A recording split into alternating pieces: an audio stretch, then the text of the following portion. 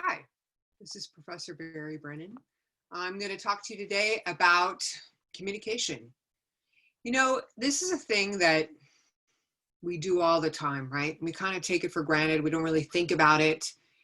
And I like to break it down. I have this definition of communication that I like to use to kind of break down communication of what it is, what happens, what's the goal. Communication, if you haven't really realized it, it's the driver of all relationships. We wouldn't have any relationships with anyone if we didn't communicate. And so communication is not limited to just talking, it's listening, it's reading nonverbals, right? It's facial expressions, it's eye contact, it's touching. I mean, there's so many levels of communication, but it is the driver of all relationship. So what does this have to do with public speaking? Well, we're going to get into that later in the next couple lectures about kind of foundations of public speaking. First, we're going to talk about really looking at what is communication and getting us kind of a background and a backbone for what communication is. So what I'm going to do is I'm going to go ahead and share my screen, and we're going to go right into this little mini lecture.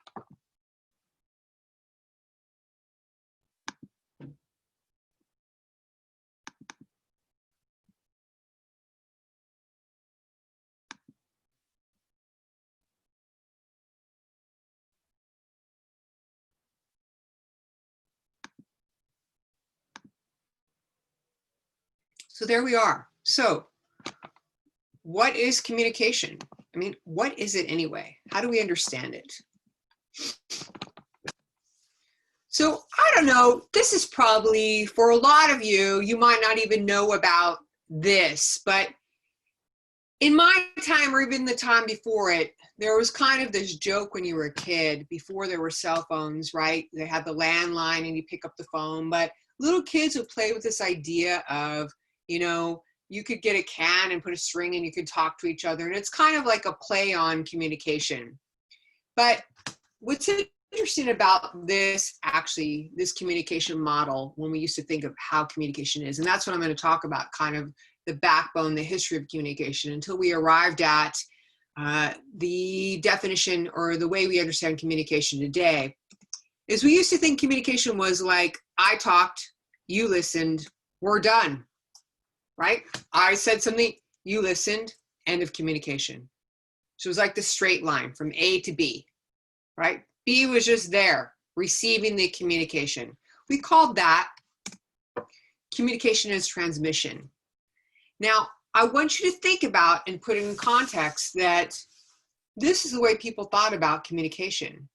Imagine then, if that's the way communication was thought of, how people then talk to each other, how things were communicated to each other, right? Think about it, because now we're going to get into how we understand communication today.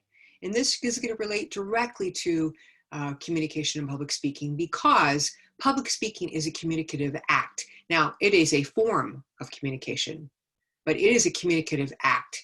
You need another person to be a public speaker. You can't be a public speaker without an audience. Again, communication is the driver of all relationship. Let's look at the next one. So I'm just going to go over all these different methods that we communicate today, right? We've got face-to-face communication. That's when you and I meet, we're face-to-face, we're in each other's presence. We've got FaceTime, right? If you've got an iPhone, you know what FaceTime is. I'm sure there's a version of that on Androids. Skype, Zoom meetings, Facebook Live, Snapchat, texting, right? Email. Again, this is a form of communication. You're not seeing each other, but you are communicating, you're writing, words are being exchanged. We still think of this as communication. Letter writing, right, used to be a form of communication. Facebook Messenger, video chat, message boards, you know, the list could go on. Certainly I haven't covered all the various methods in today's modern society of how we communicate. Okay, that's not an exhaustive list by any means. So I like to use this definition. It comes from a book about small group communication by Adams and Galanis. And there's probably a later version, but the latest version that I used is from 2017. And that is actually in-text citation APA, just in case you're interested in that. And this is the definition that they use. And I'm going to say this definition, and then we're going to break it down a little bit. So communication is the transactional process in which people simultaneously create, interpret, and negotiate shared meaning through interaction. Now, if you were in my class right now, I'd be drawing all these circles like we're in the classroom, because I love to use and talk about this definition because it is so dynamic, right? I like this definition because it really shows the dynamism in communication. There's so much going on, right? This is not just I talk, you listen. That's not what's happening here, right? That's not what's happening. I'm talking, you're listening, and all these things are going on, and you're going to be giving feedback to me, right? Obviously, right now I'm doing this recording, but your feedback will be in how you approach this class, right? How you approach the assignments, whether you Zoom with me, right? So there is feedback happening even in this kind of communication. It's going to happen. So let's move on and kind of break it down. So understanding what transactional means, right? I want you to think about in your own minds right now, what is transactional? What does that mean? What does it mean to be transactional? It's a back and forth, right? Transaction means two people are involved, right? You can't transact. Something can't be transactional unless there's another person involved. And the key is there's back and forth. So it isn't just like A to B again. It's not transmission. It's transactional. We're going like this. It's kind of like the seesaw thing or this tension, like what they call dialectic. It's a back and forth. It's negotiation, right? When you're doing something that's transactional, you're negotiating. There's a give and take involved. And again, it always involves more than one person. So that's the first part. Communication is transactional. And it's a process, right?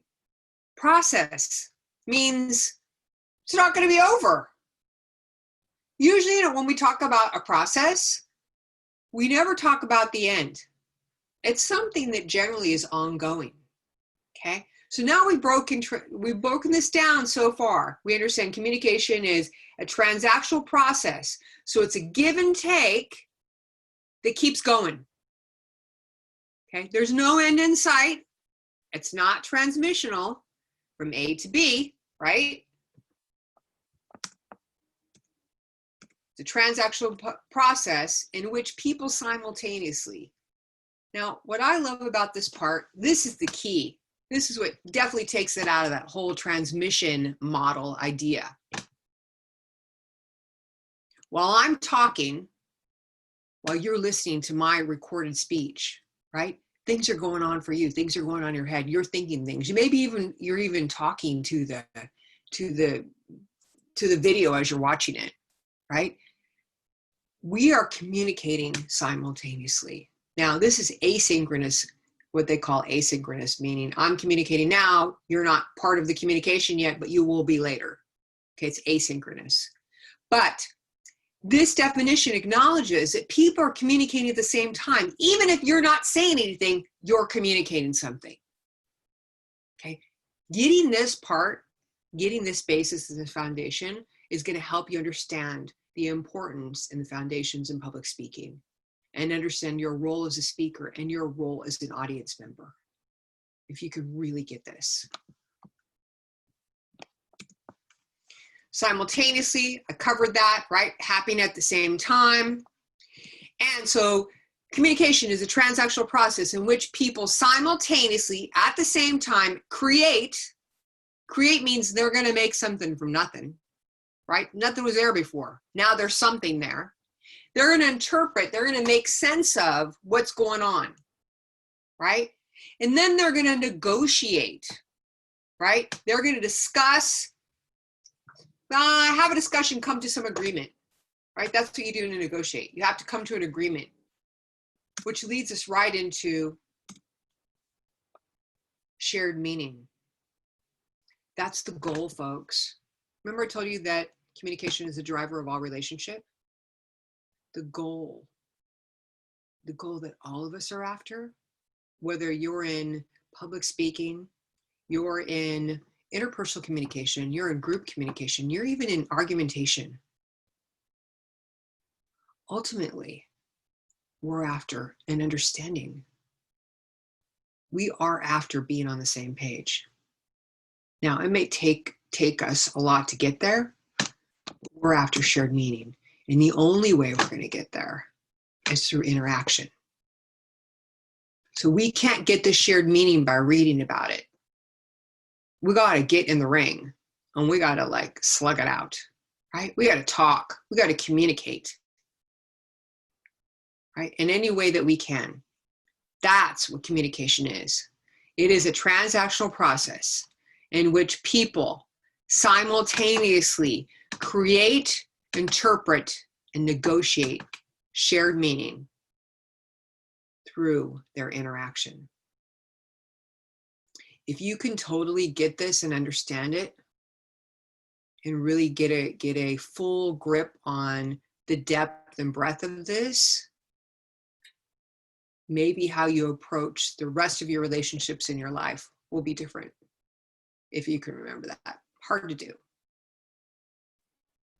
So that's it for my mini lecture on communication. I hope you enjoyed it, and I look forward to seeing you again. We're going to end right there. Have a great day.